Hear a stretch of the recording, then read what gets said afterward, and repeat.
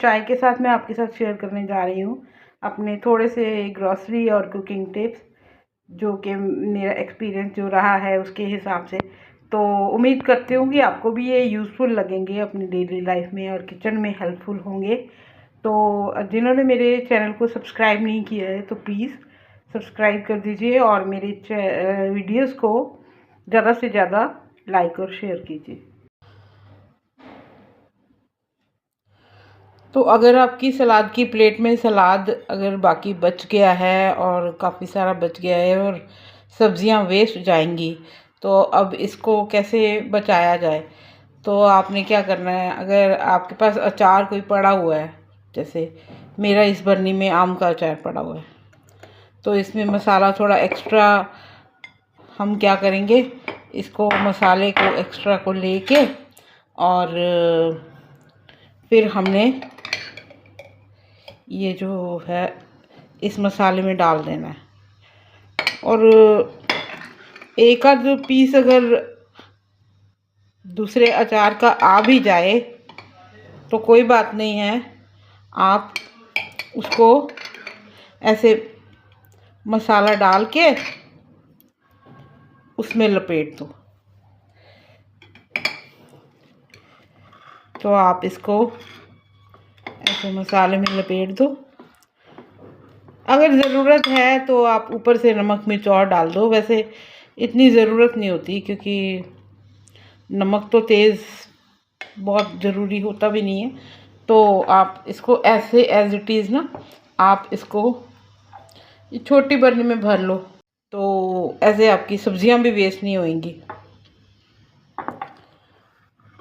तो ये आपका 2-3 दिन में यूज़ भी हो जाएगा और सब्जियां भी आपकी वेस्ट नहीं जाएंगी। तो ये कि एक साधारण सा घरेलू टिप है जो कि यूज़फुल है कि वेस्टेज नहीं होगी। आप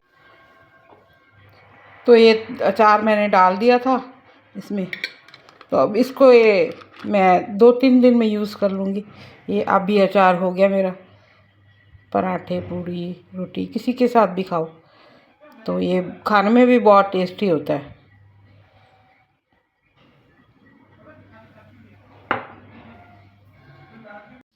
तो काम की बात ये है कि जब आप आलू प्याज टमाटर वगैरह खरीदने चाहें तो वो अलग अलग साइजेस में खरीदिए, क्योंकि कई बार कम दाल सब्जी वगैरह बनानी होती है तो आधा काट के हम रख देते हैं, वो वेस्ट हो जाता है। जैसे प्याज बड़ा ले लिया तो आधा यूज़ कर लिया, आधा रख दिया, तो कई बार नहीं भी ध्यान रहता है यूज़ करने का।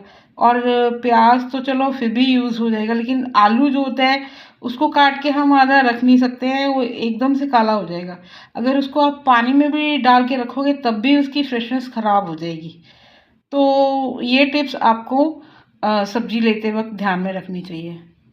अंडे उबालते समय ना टूटे, इसका एक बहुत अच्छा आसान सा टिप आपको देती हूँ कि जैसे ही आप अंडे उबालने रखते हैं, एक चुटकी नमक तो आप डालते ही हैं, उसके साथ ही साथ आप जो गैस है पहले 5 मिनट बिल्कुल स्लो पे रखें, जिससे अंडे का और पानी का टेम्परेचर थोड़ा मैच कर जाएगा और अंडा कभी भी फटेगा नहीं। आप इसको ट्राई कीजिए। तो आज मैंने दोपहर को बनाए थे राजमा चावल, तो अब शाम को फिर भूख लगी तो मैंने कहा चलो इसको गर्म कर लिया जाए। तो चावल देखा तो ऐसे जमे जमे हो रहे थे, ऐसे थोड़े जमे जमे से हो रहे थे। तो अब इनको मैंने कहा कैसे गर्म करूं, तो इसका टिप ये है कि पहले उसको ये जैसे ऐसे जम गया, ऐसे जम गया, इनको ऐसे हाथ से तोड़ लो थोड़ा सा, ये ऐसे ऐसे थोड़ा सा साफ हाथों से इसको थोड़ा तोड़ लो, ऐसे तोड़ लो।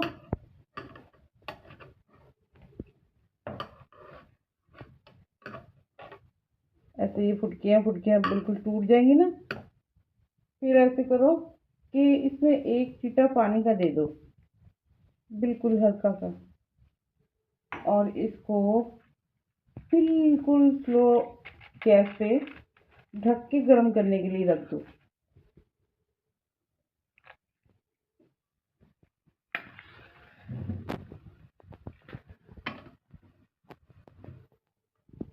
ऐसे मैंने गैस स्लो कर दिया, तो इस पर मैं इसको गर्म करना रख दूंगी।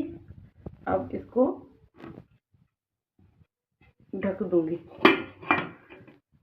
तो ये थोड़ा पानी से बिल्कुल मॉइस्चर सोख के तो बिल्कुल ऐसे हो जाएंगे जैसे बिल्कुल ताज़े बने हुए हैं। तो ये एक टिप है कि चावल को खिले खिले गर्म करने के लिए जैसे वो ताज़े दिखे बिल्कुल, तो ऐसे उनको गर्म करना है। तो ये गर्म हो जाए तो मैं आपको दिखाती हूँ। तो ये चावल मेरे हो गए थे, मैंने इनको 5-7 मिनट गर्म होने रखा था और थोड़ा पानी का छींटा दे दिया था। तो ये बढ़िया गर्म हो गए हैं। अब इनको मैं डाल के दिखाती हूँ। ये देखिए,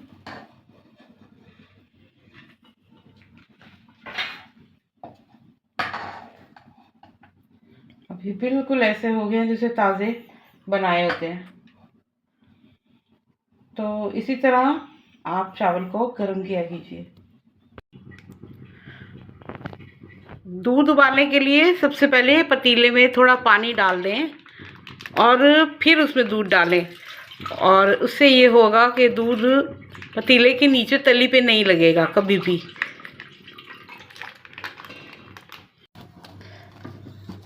तो करारा बनाने की टिप ये है पराठे को कि जब भी आप पराठा बनाएं तो पहले तो उसको सेक लें दोनों तरफ से। फिर जब उसको फाइनल करना हो और सेकना हो ज़्यादा तो उसको करारा सेकने के लिए गैस को स्लो कर लें, मीडियम स्लो, और उस पर सेक लें उसको। थोड़ी देर ज़रूर लगेगी लेकिन पराठा बहुत करारा सेकता है इससे। ये देखिए,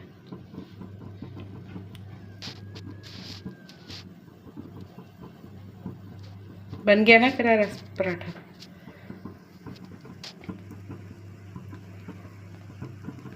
तो जब भी आपको करारा पराठा सेकना हो तो पहले 5 मिनट उसको सेक के फिर उसके बाद जब उसको फाइनल करना हो तो गैस स्लो कर दीजिए, और उससे बिल्कुल आपका पराठा कुरकुरा बनेगा। मैंने गैस स्लो पे सेका ना, पराठा बहुत बढ़िया बना है। तो ये आज का टिप है।